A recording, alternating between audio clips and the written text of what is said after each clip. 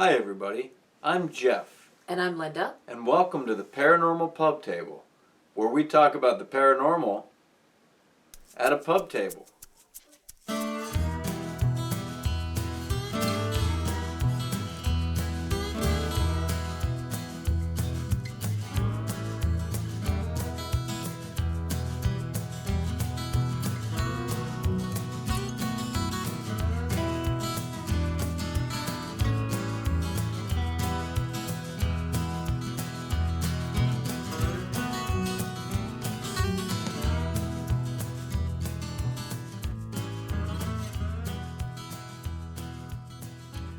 So ladies and gentlemen, tonight the focus of our show is Halloween, and perhaps a few creepy stories surrounding Halloween, and maybe a couple stories from our archive of ghost hunting and our expeditions as we ventured off into the night in search of paranormal activity and supernatural beings and anything unexplainable. Now, if we think about Halloween, where did this all come about? Today we got Halloween, we have kids go out trick-or-treating, they get candy, they dress in costumes, whether it be anything from princesses to witches to ghosts. Right. Whatever. They come out and they roam the streets and get candy from people who, it used to be, I don't know if it still is, but you used to have your porch light on. Right. If you didn't have the porch light on, you didn't go knock on that house. Is that still the... Yeah, I believe that is one of the modern traditions now. Yes. It still is. Yeah, that's kind of a signal, that you're willing to give out candy on the night. Right, right. And I remember passing those houses as a kid and just, thinking, what's wrong with those people? Why wouldn't they want to give us candy? I know. Yeah. Who doesn't like Halloween? Halloween's, next to Christmas, of course, Halloween is probably the awesomest holiday there is. Right. And I remember always, the night before Halloween has always been Mischief Night. Yeah, see, we didn't even have Mischief Night. When I met you and you mentioned something that the first time I thought, what is Mischief Night? Because we never heard of that. Right, We didn't know what that is. We used to have it, and it doesn't seem to be as prominent now as it used to be. Right. But Mischief Night was the night before Halloween, where kids, and I'm sure some adults as well, Yeah. would go out and wreak havoc. Now, it wasn't anything like the Purge or anything like that, but they'd go and they'd toilet paper some trees and houses, Right. Yeah. maybe soap some car windows. Is that like throwing eggs on people's houses? And stuff like throw that? eggs at people's houses, Yeah. pee on their doorknobs, stuff like that. Nothing too extreme, but that's the kind of stuff we, or I should say they, used to do around our neighborhood. Right. On Mischief Night. And I remember setting up like surveillance cameras and stuff trying to catch people, but Right. it doesn't seem to happen as much now. I don't know what happened with that. I can imagine that, something like that in a more modern time could become very dangerous. Mm-hmm. And I say that because there's more people that are homeowners with guns, Right. willing to shoot. If they hear something outside, they're gonna come out on their porch with a shotgun. They're gonna call the police. So Yeah. it would probably morph into more of a Could get shot. right, get arrested or get your ass kicked kind of Right. fight. Absolutely. Absolutely. So perhaps that's why it faded out. Right. I don't know. But I don't know about Mischief Night. I don't know if Yeah. they kind of took trick or treat and just said, all right, well, tonight's going to be trick. Right. You know what I mean? Let's just split it up into two nights. I can see that. We'll have Mischief Night, and then the next night we'll go out and we'll get candy. Right. I don't know. I don't know if that's what it came from or what, but Mischief Night was before Halloween. Right. And trick or treat. So it's either you give me some candy or I'm going to play a trick on you. That's where that originally came from, I believe. Right, but nobody actually chooses trick. So you had to kind of divide it up and shove all the tricks into the day before. Well, the Is that what houses you're with trying to the say? houses with the lights off. Oh, okay. Yeah, those okay. would be the ones that after everyone's done trick or treating, You would go you come around. back and play a trick, Right. pee on their doorknobs. Nice. Okay. But nonetheless, Halloween itself, which is such a a holiday today that perhaps a while back, I mean, if they had a holiday like this, they wouldn't have a holiday like this back in colonial times, back in the 1800s. Something like that would kind of be shunned. Yeah. You know what I mean? If you have people running around in these costumes and stuff, I'm sure they probably would have screamed witch and lynched a couple of them up. I don't know. Yeah, especially, amongst some of the first settlers over here, the Quakers. I mean, everybody, a lot of the people that came over here were, very Christian oriented, Right. So perhaps, which kind of brings me to think about, well, we'll go into that later on, but where did this Halloween, where did it start? So it's believed that the tradition of Halloween actually started with the Celts. The Celts had this sort of beginning of the winter festival that they would undergo. And it was the end of the summer. It was actually November 1st was the beginning of their year, their calendar year for them. So the strange thing about this was that winter was always considered a time when there were, it was kind of the time of the dead. So they would have this festival. They would light this giant bonfire. They had this tradition of putting out their hearth fires and later reigniting them with this bonfire. And they would sacrifice animals. The Celts would dress up and they would wear like animal heads and skins on them. And so that kind of started the whole tradition of dressing up, of wearing a costume. And the tradition sort of got morphed over time because the Romans came in and took over the Celtic lands, and the Romans had their own sort of traditions that kind of coincided with that, and so some of those got melded in with it. And later on, the Christians, when Christians came along, the Pope established a martyr day, and the martyr day became Saints and Martyr Day. And so now we know that November 1st is actually considered All Saints Day. And some of those traditions as well were blended in there. So it's kind of a conglomeration of different traditions from the Celts, from the Romans, from the later with the Catholic Church that came in. And kind of an interesting mix. But it's sort of all culminated in this holiday that we call Halloween. And now it's all candy and fun.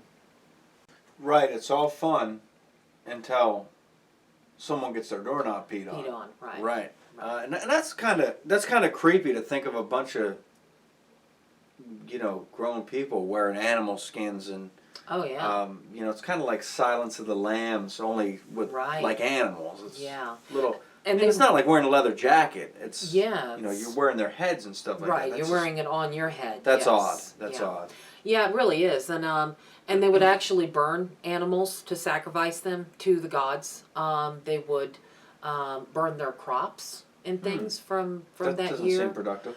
No, it doesn't. But I don't know. They had their own ideas, so. I don't know. I wouldn't wear an animal's head on me. No, definitely not. Definitely not. Mm. So, speaking of Halloween, it brings about the question of the jack-o'-lantern. Right. Now, the jack-o'-lantern, of course, is iconic with Halloween. Mm-hmm. Although it would be cool if we used it for Christmas, I think it would be a cool thing to maybe take them and perhaps carve a star in the front of it. Right, or a Christmas tree or something like that. I would definitely do that. Because I can see that. One thing I love about the jack-o'-lanterns is the pumpkin seeds. I love the pumpkin seeds. They're like, and earlier a couple weeks ago I had a chance to have some, and I'm looking forward to having some more this weekend when we carve some pumpkins. And bless you. And you take the pumpkin seeds out, boil them, cook them, salt them. And they are really good. Hot, fresh out of the oven, crunchy pumpkin seeds. Love them. Yeah. But where did this come about? How did it become associated with Halloween? As Linda talked about, the Day of the Dead. Mm-hmm. Now, it's believed that when people started carving, they weren't pumpkins. They were turnips initially. Is a turnip a gourd? A gourd. It's in the gourd family? I'm not sure. Turnip, there is a turnip in one of the stories. Okay. But whatever they started carving, be they gourds, turnips. I don't know if turnip is in the gourd family or not. Yeah. But when they started carving these things, they would carve them to resemble the faces of the dead. Oh. Which is pretty creepy. And I saw some pictures earlier when I was doing a little bit of research online of some of the gourds that were carved to look like dead people faces. And they were pretty creepy. They actually looked like a somewhat like mummified head. It was creepy. Wow. Okay, so we're talking like almost like zombies, and not like my dead grandfather. They were good. No, they were good carvers. Huh. Like they carved these things to look like you'd think it was a dead person's head sitting there. Wow. You know, not like grandfather dead, but like mummy dead. Right. You know, and they would kind of represent these supernatural beings. You know, the ghosts, their spirits. Yes. Whatever, faces of the dead. But not only that. On the other hand, the Day of the Dead, they believed that on Halloween, these spirits, the ghosts, the dead, would come and walk amongst the living. We still believe that to an extent. We believe that the veil is very thin during that time period. Yes. During maybe the 2 weeks before and the 2 weeks after Halloween, we believe, and I don't know if it's just because of the stigma that's attached to Halloween, but it seems like that is the time, that is the window when there's a lot of activity. A lot of activity. Right, absolutely. So what they would do is they would put a light, an ember in the gourds, and they'd put them in their windows to ward off these evil spirits. Okay. From the Day of the Dead. Now there's an interesting story that comes to why it's called Jack-o'-lantern. Okay? And this story goes back, it's an old story, talking about a man that they used to call Stingy Jack. Now, Stingy Jack was a blacksmith. Okay. And not only was he stingy, he was very mean. The townspeople didn't care for him much. He sinned a lot. A lot. But he was also very clever. Very clever. And this man, he trapped Satan himself, according to legend. Right. He stole something from one of the marketplaces in town, and he was fleeing the town, and the townspeople were chasing him, and he ran into Satan, and Satan said, "Today, boy, is your day to die." And Jack said, "Well, look, let me strike up a deal with you. If you spare me, I can tell you how to get all these Christians that are chasing me right now turned against each other." And of course, what would Satan love more than to lead astray a bunch of Christians? Right. So he says, "All right, what's the deal here? What's your proposal?" And Jack goes on to tell him, "Well, if you turn yourself into a gold coin," and Satan, in this story, he supposedly could take any form, any shape, any object. Yeah. He says, "If you turn yourself into this gold coin, I will give you to the townspeople to pay for what I stole. Right. And then, when you disappear, when the gold coin disappears, the Christians will be fighting with each other over who stole the coin. Oh, okay. And it'll cause chaos." Okay. And Satan's all about this idea. He's like, "Oh, yeah, hell yeah, let's do that." So what does Satan do? He turns into a coin. Jack picks him up and puts him in his wallet next to a cross.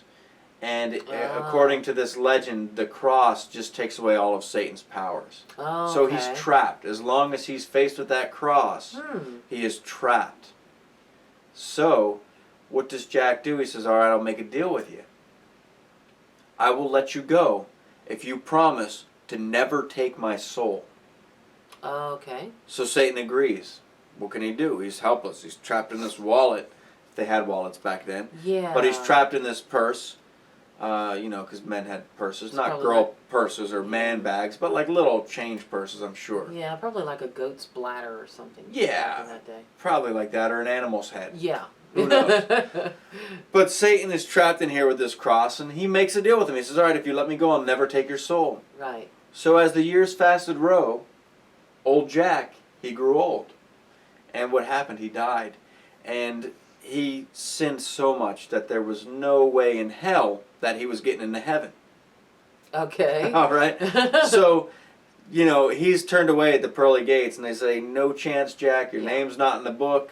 Right. Your list of sins is like 50 pages long. And, Yeah. you know, Yeah. single spaced, Right. 1-point font. Yeah. Can't let you in. No. So they turn him away. Well, what happens when he comes to the gates of hell? Satan says, well, hey, we made a deal. I can't take your soul. I'm bound by my contract. Right. Right. So Jack says, what am I to do? I'm going to wander the darkness. I can't go into heaven. I can't even get into hell. How am I even going to see where I'm going? So Satan kind of mockingly kicks out an ember, an ever-burning ember. Never goes out. And he says, here, light your way with this. So Jack, his favorite food was turnips. Okay. And he took a turnip, he hollowed it out, and he put the ember in there and used this as the lantern to light his way through the darkness on his eternal wander. Right. Now, he gained the name Jack of the Lantern, Oh. where Okay. Jack-o'-lantern has stemmed from.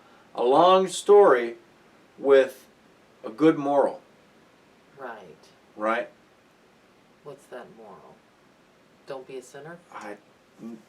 Don't trick the devil if you can't get into heaven. I don't know. But interesting enough. I mean, there's so many legends and there's so much surrounding Halloween that I love it.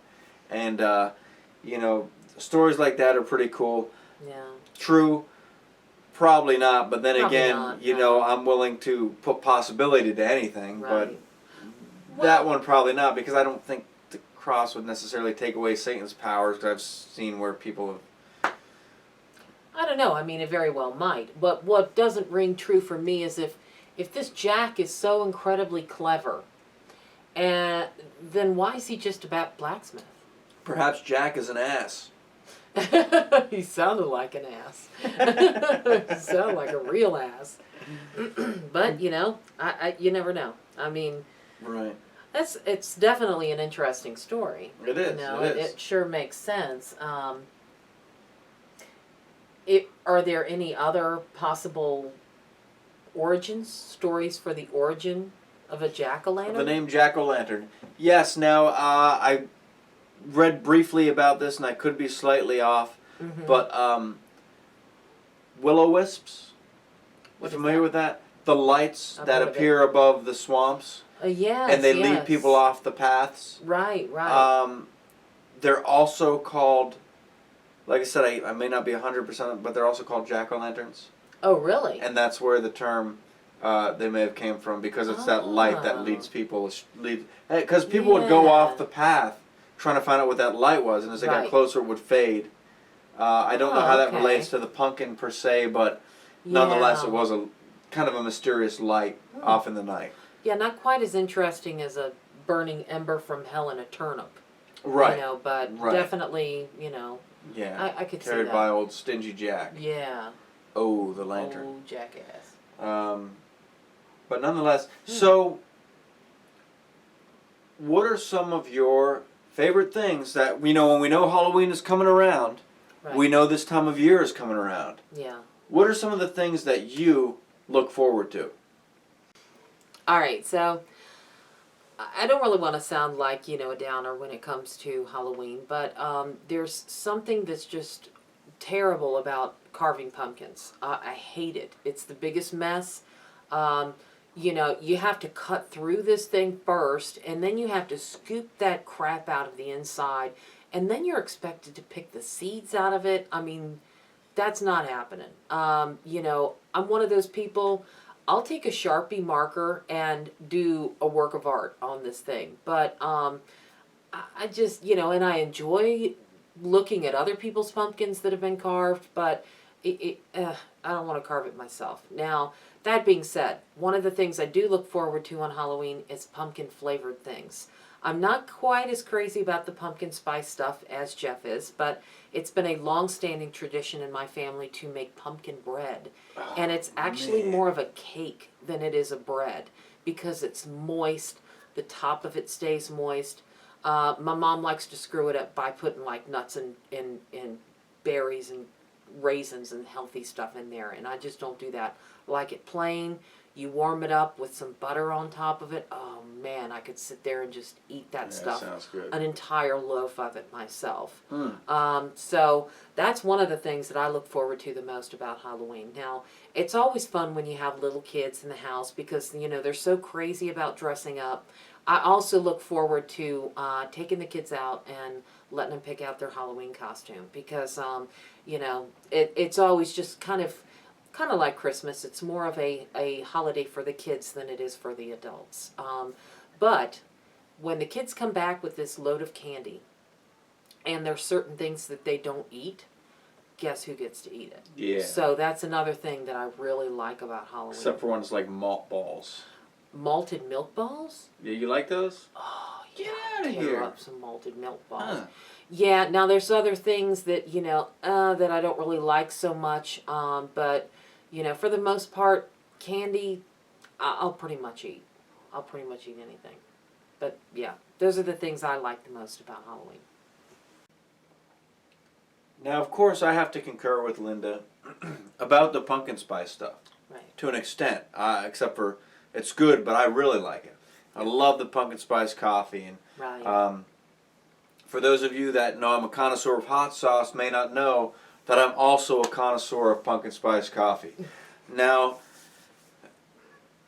when I see Wawa pops up with that sign on their little coffee dispenser that says pumpkin spice, it's back with the little pumpkin Right. sticker on there. Right. I get all excited about it because this is a pumpkin spice coffee that is brewed as a pumpkin spice coffee, and there are a couple places. There are a lot of places that do that, but some places it's the creamer. Oh, okay, yeah. I yeah. like the pumpkin spice brewed coffee. I like to be able to drink the coffee black Right. and still taste the pumpkin spice. And I'll tell you some awesome places for this. Key the Paranormal Pit Stop's music, Right. all right, is Wawa. Right. Wawa's a good place for it. Now, one that we've been going to for a little bit of time now, since we've been traveling up, venturing off into Malvern Hill, ever since we caught that picture of the ghost of Glendale, which is on our Instagram page, at Virginia Paranormal. Mm-hmm. You can see it on there, and it's probably on our Facebook page too. But Pilot Travel Stop has some of the best coffee you will ever taste. They do. The Pilot House coffee, I got it over the summer, and Oh, yeah, that's you know, good I stuff. didn't put anything in it. And black coffee, I know it's bad. You know what I mean? I know it's always pretty better. bitter. I know black coffee, a lot of people don't like it. Yeah. You know what I mean? And with me, I kind of like things that taste bad. I don't know what it is. You know what I mean? Like, it's one of those things that like, oh man, this tastes so bad that it's good. But when you get the right black coffee, like I got from the Pilot House coffee, Right, right. I could taste the flavor in it, the bold, yeah. brewed in flavor, that very aromatic scent that emitted from the tiny sip hole in the top of my plastic lid. Yeah. And I loved that coffee. Yeah. And then last time we were down there, they had pumpkin spice coffee Oh. brewed with the pumpkin spice in it. Right. And I loved it. So that's always my favorite ones. Like I said, they brew it like that. It's not an added flavor. It's not an added creamer. Yeah, It comes out tasting like that. So you drink it black. You got the black coffee, which wakes you up with that nice aftertaste of pumpkin spice. Love it. And we've seen so much pumpkin spice this year. So many pumpkin spice things. Lot. Pumpkin spice cereal, pumpkin spice tea, Pumpkin spice Pop-Tarts. pumpkin spice donuts. Pumpkin spice Cheerios. Mm-hmm. No shit. That is right. Pumpkin spice Cheerios. Pumpkin spice Cheerios. Yeah, that was crazy. And I have to say, probably way up there on my excitement about Halloween list is when the Monster cereal comes out. Boo Berry, Frankenberry, Count Chocula. Of course, I have this Boo Berry or this Frankenberry box on display back here that you know, I've been collecting them since they stopped selling them on a regular basis. Yes. And this is one of the cool ones because if you have the Blipper app, I highly doubt it would work right now, but this box actually comes alive. And Blipper is an app that, let's see if I can show you this here. Yeah, Blipper's kind of cool. I click here to start blipping, right? And it may work, it may not, but here's something happening. Something happening. And yeah, see, he comes alive and starts talking. Well, his mouth moves and stuff like that, right? So it's pretty cool. And I have the sound off, so you can't really hear him talking or anything. But you can see the lightning bolts flashing in the back. See his hand moving. It's a pretty cool thing. So that's, needless to say, why I held on to that box. And if you turn it over to the back, you can see commercials, old commercials. Yeah, yeah. From the old monster cereals and stuff like that from the 80s and when we grew up. Mm-hmm. I really like the Count Chocula. But, you know, there's one thing that I've noticed this year that I didn't see on previous years. Halloween Crunch. Captain Crunch has come out with their own Halloween cereal. Yes, they have. That's been sitting on the display and amongst these. Right, with like a zombie captain on the front of it. Right. It's kind of cool, cool. It is. So I don't want to turn this into a Paranormal Pit Stops video, of course, which check out paranormalpitstops.com. Mm-hmm. There's the plug. But yeah, some awesome monster cereal stuff. Yep. And one other thing that I really like are these popcorn balls. These popcorn balls are amazing. Have you ever tried these things? I have. They're just like popcorn kind of glued together with some heavenly... What? Yeah, that's my question is how do they glue them together?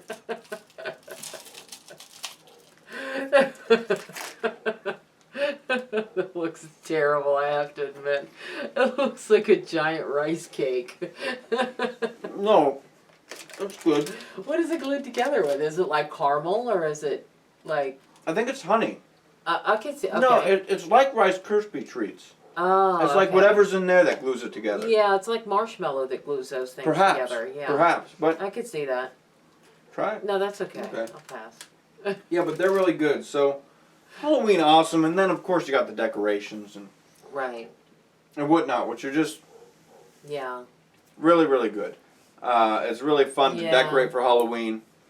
Yeah. Love ghost hunting, love creepy places, so why would I not? Love Halloween. Right. You know, getting my hands on some of the goopy pumpkin stuff and picking out the seeds. Ugh. Getting some popcorn balls stuck in my beard. Right. Good stuff. Oh, and not to mention the pumpkin ales that they come out with too around that time of year. Oh yeah. I was like, now, being that we are focusing on Halloween and the topic, or this is the Halloween special, the Paranormal Pub Table Halloween special. I think what I'd like to share, and we'll start with Linda, is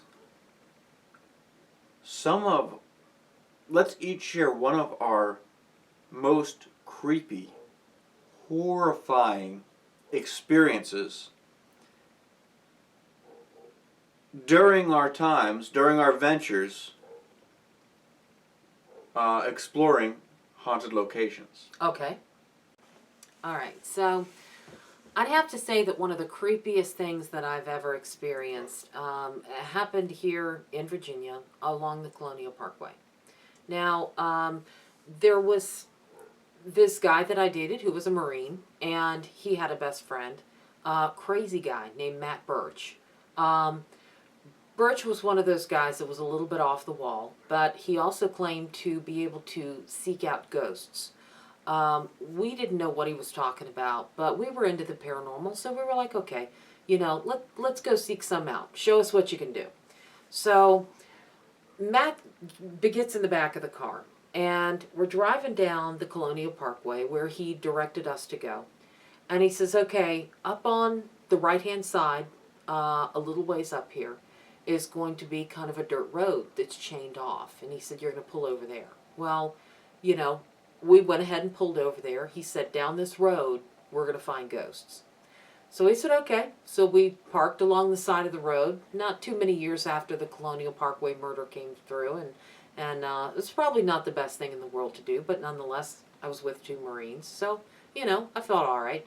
So we get out of the car, we step across the chain, and we proceed to walk down this dark, creepy dirt road through the woods, through the dense woods in the middle of the night. And this must have been... Dark woods. Yes. Probably about midnight. And it was... the witching hour. And it was in like a January, so it was freezing cold. I mean, we were just freezing to death. And as we're walking along, we start noticing this sound. And it sounded like footfalls in the leaves that were falling off to the side of the road, which seemed a little strange because it didn't seem to fall in step with any of ours. We decided that it was almost like a fourth person that was walking along beside us. So we continued walking, tried to ignore it, but then, you know, it became more loud and louder and louder, and to the point where it really started kind of freaking us out. And just about that time, we start noticing this light far off in the distance through the trees, and it looked like this orange glowing light. And we couldn't figure out exactly what this was. To me, it kind of looked like a fire, but down in this area is also the area where the Yorktown Naval Weapons Station that used to house nuclear weapons down there have a road, an access road that goes underneath the Colonial Parkway, and it goes out to the water, to the York River. And the Navy subtenders will come up the river and dock there, and they would offload their nuclear weapons into the Yorktown Naval Weapons Station. And during these maneuvers, they would have Marines stationed all along the Colonial Parkway, all up and down, and all they'd be doing was sitting in the woods with their guns, you know, just kind of screwing around, waiting to make sure that nothing happened.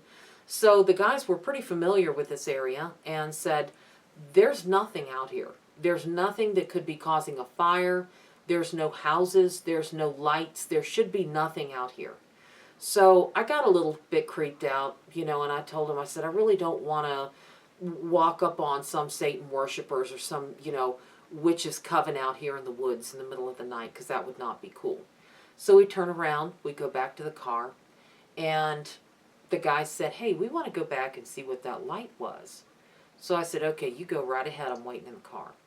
And as they step over this roped off area at the entrance of the road and walk about maybe 10 or 20 feet in beyond that rope, I see them dead stop. They just dead stopped, and they looked at each other. And then they turn around, and both of them hauled ass like little girls back to the car. And when they got back, I said, you know, what's going on? What happened? What happened? They said something had growled at them from there on the side of the road. At the dirt road, there was this almost like a little shallow ditch. And they said the sound had come from that ditch.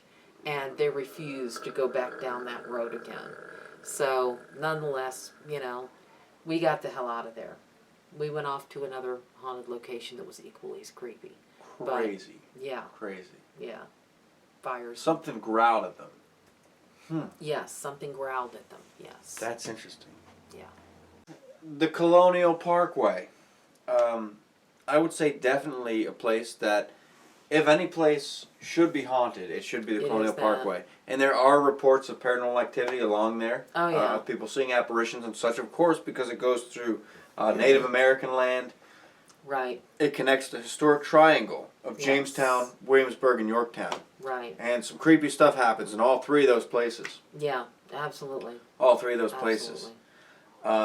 So, quite an experience, Yes. sounds like. You know, something growling is not good.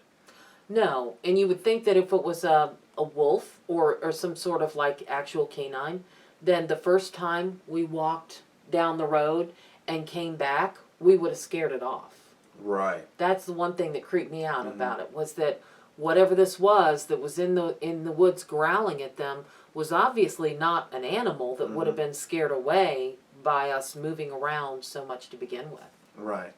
Right. Absolutely. Yeah. Yeah, that's definitely not good. And No. you know, so an interesting story, not a story, an actual, you know, thing that happened Oh, yeah. with some added sound effects. Right. I think kind of added to Courtesy of the Jeff. ambience of the story. Now, ladies and gentlemen, perhaps I've shared this story before, or perhaps not. But the story I'm about to tell you is not a story.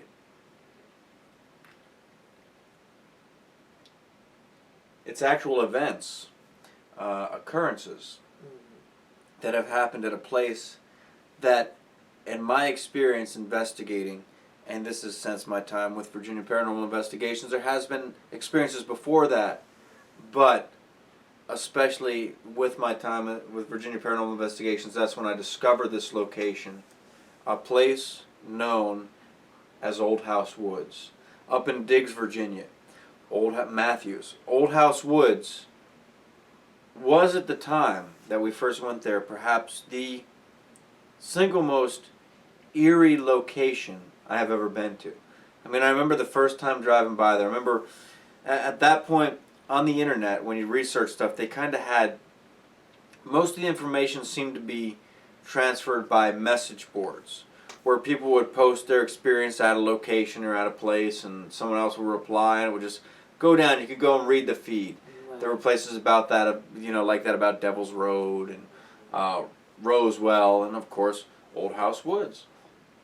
So we found the site, which someone listed the exact grid coordinates of Old House Woods. And needless to say, we had to go see it, so we went up there to see it. And the first time driving down there, if I could paint this picture, which I can't because I can't paint, but when you're driving down, you turn on to this dirt road, all right, surrounded by woods on each side, coming up, kind of coming over the road. And as you're going down, almost right on the road, probably about 10 feet from the road, sat this big, old, abandoned house that I think our research led us to believe that it went back to perhaps the 1700s, 1800s, late 1700s. And this house was just creepy. It had the old wood siding, and it had holes in it in some places, and the windows were all smashed out and the door boarded up. And this house just made it, you looked at it and you're thinking, that's got to be haunted. I don't know any stories behind it, but it's got to be haunted. And as you go down a little bit farther, there's this marsh grass and these trees that just kind of reach out of the marsh. Dead, lifeless trees. There's no leaves on these things. You know what I mean? Isn't that weird?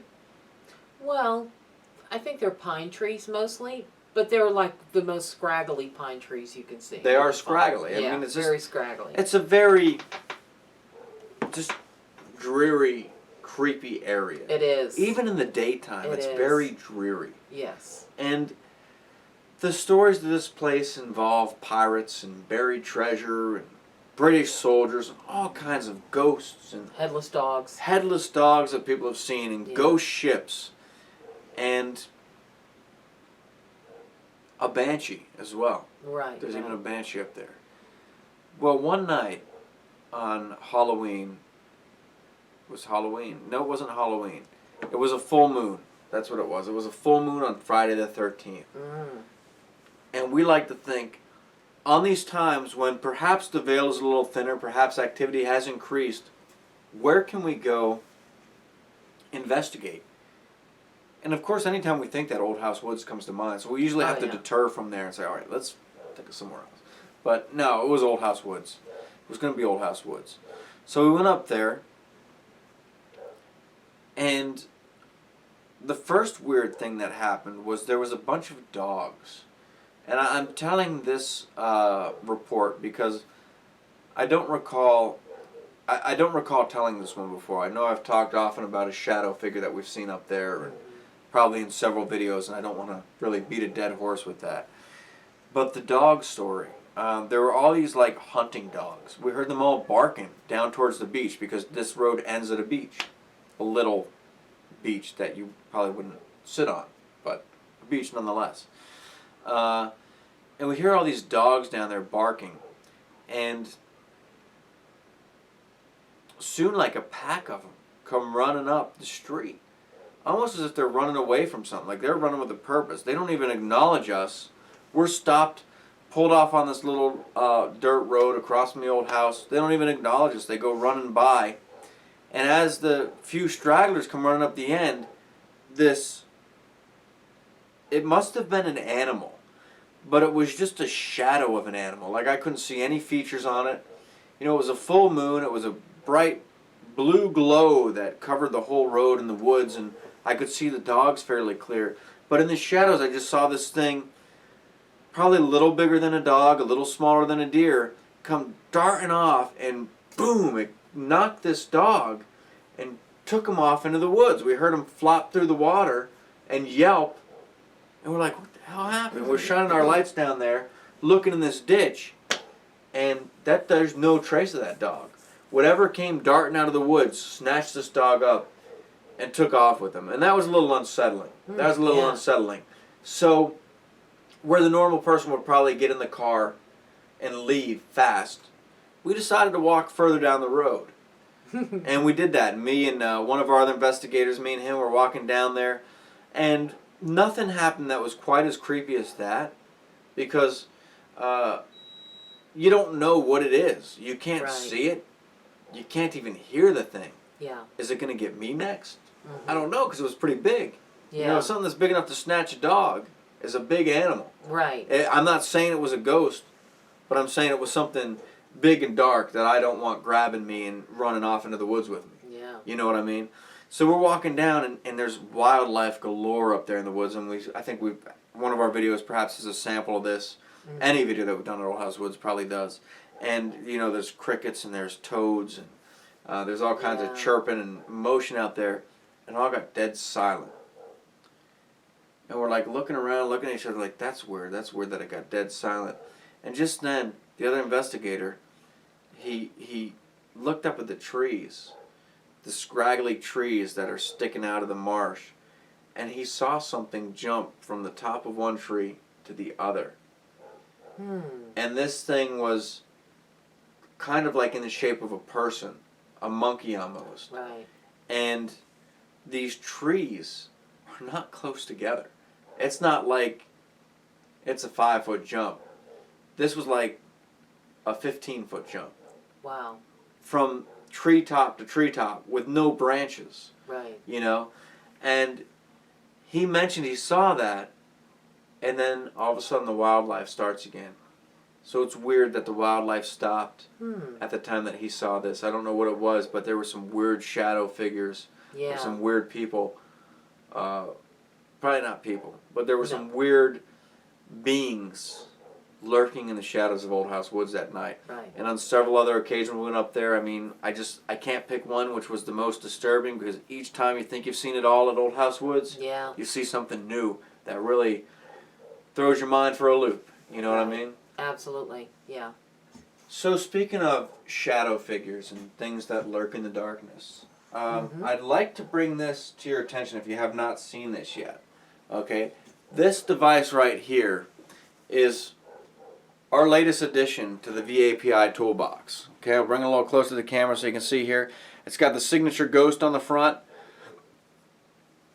It's got a sensor in the back here and a rather bright little light on the ghost's head. Okay, this is the SED Sierra Echo Delta -01. Okay, SED, what does that stand for? Shadow entity detector. That is correct. The shadow entity detector. Now, this thing is an awesome tool. It's created by one of our members, John, and he is working on equipment as we speak. He makes this stuff from scratch. He gets the wires, he puts the stuff together, and Linda designed the ghost and painted it. Right. And this is kind of the first one, so each one is to be improved upon, of course. Right, right. You know, whether it be with, you know, the actual build of it, or the packaging of it, or the paint design on it, however we come up with to improve upon it, we're going to constantly improve on it. Yes. And what this does is it detects shadow entities. All right, now shadow entities are strange, strange beings because we don't know what they are. Some people think they're ghosts. Some people think they're aliens, extraterrestrials. Right. Some people think that they're parasites. Right. Yes. So we don't know what they are. But one thing that John has told us is that these parasites, if you will, these shadow figures, they don't like being tracked. So if they Right. know they're being tracked, they're going to divert. Right. This is ingenious, because what he did with this is he put the light on one side and the sensor on the other. See, we got the light here and the sensor here. So what you can do with this is place this device in a room where there's a stationary camera on it, and that's how we've used it in investigations so far. And the stationary camera will pick up the light, but the light will not alert the shadow entity. Right. And what this does, you may be wondering, well, what's the difference between this and a normal motion light? Is the sensitivity, I believe, is the correct answer. Yes. Yeah. That's how he described it, was that the sensitivity of it is, it can detect motion even in the darkest of rooms. And we're not sure exactly how he does any of this stuff, but, they don't call him Doc for nothing. Do they call him Doc? Dr. John. I call him Doc. Well, there you have it. So one cool thing, though, this shadow entity detector, he's going to make more. Yes. Because we want to sell these. Yeah. We want to put them up for sale on our website because we think they're awesome. Yeah. We think it's an awesome device. It's not really like much we've seen before. Right. And some of the other stuff he's coming up with is really cool and exciting. Yeah. You can see some of the stuff on some of our investigations. Some of the stuff that he's still working with, and it's really cool to see how he works with some stuff. Yeah. That looks like wires and batteries and stuff put together. Yes, And then you see an electrical arch come up, and Yeah. an EMF pump and all this other stuff that you don't see anywhere else. Right. At least not in that format.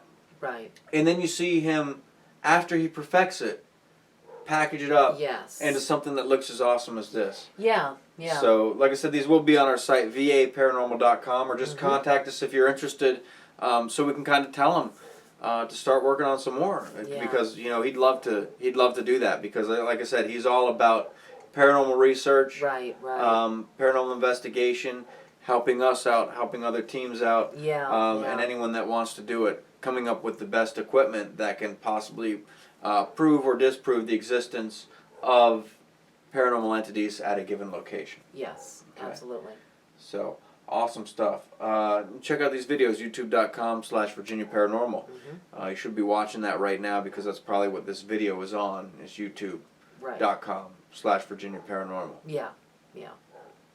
So there you have it, ladies and gentlemen, the shadow entity detector. SED-01. So you may be wondering, what is there to do around Halloween time?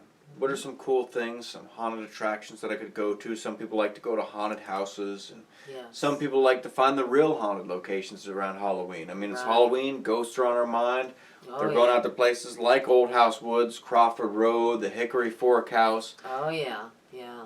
Cohoe Crossing, Oh yeah. Bunnyman Bridge, other such locations. The activity up there, not the paranormal activity, but the earthly activity really seems to pick up Yes. during this time of year. Yep.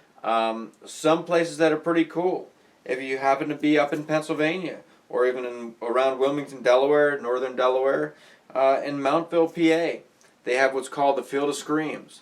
And I picked up this awesome flyer while I was up in Delaware the last time, and pretty cool graphics on it. And I remember this place, it's been around for years, if it's the same place, unless it's a different place with the same name.